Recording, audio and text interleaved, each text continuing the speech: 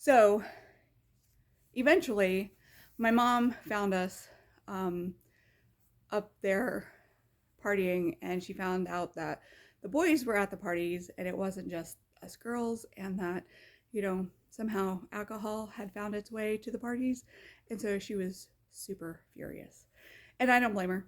I don't blame her. I mean, it was Caleb, so I didn't really say anything, and I wasn't really sure what to do, because I wanted to have parties at the house with like pizza, and like I asked my parents if we could have something set up in the basement with like a television and like maybe some couches or something, so like I could actually invite everybody to the house, where we could maybe play cards or something, because I knew it wasn't the best idea to have parties like that. And with him sneaking out, I really wish I would have said something to his parents, because really, um, it was a lot for me to deal with, and his parents needed to know. And I wasn't trying to be secretive about it. I mean, if Caleb liked me, he liked me, and we shouldn't have to sneak around. Like my parents would have been fine with that.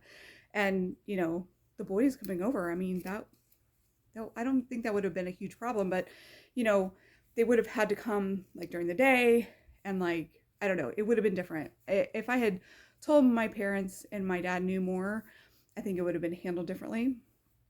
But it caused a lot of issues for me, and it started a lot of rumors that weren't true, and not many people to this day know that was going on, um, and it led to some other things later on.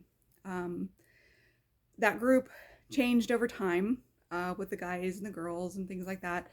Um, and I found out, oh, well, there were a couple times that my dad would have Ben and Caleb, our neighbors, come and help us bale hay. It only happened a handful of times, but I would, my brother and I weren't strong enough to do it by ourselves.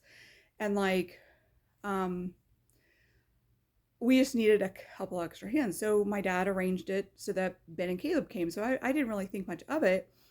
But now looking back, I'm wondering, if that was my dad's way of saying, okay, if you boys are going to be on the property, then you're going to help us out, because, this is not a free for all over here. And, we have work to do. Michelle has, a family and whatever.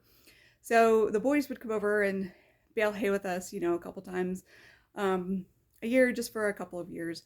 And then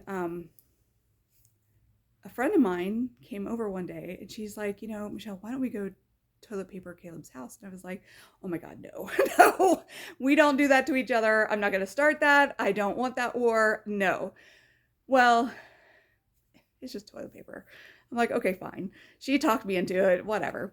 And so we went over there, and he eventually, I mean, they found out who it was, and I just felt, wow, I was so embarrassed. And I was like, oh my gosh, I'm so sorry, Caleb. Like, he was really upset. And I was like, I'm so sorry. Like, I didn't know it was going to make you mad. It was just in good fun. And he was telling me, he was like, we get death threats all the time. People do that to us all the time. I'm like, what? I had no idea what he was struggling with. No idea.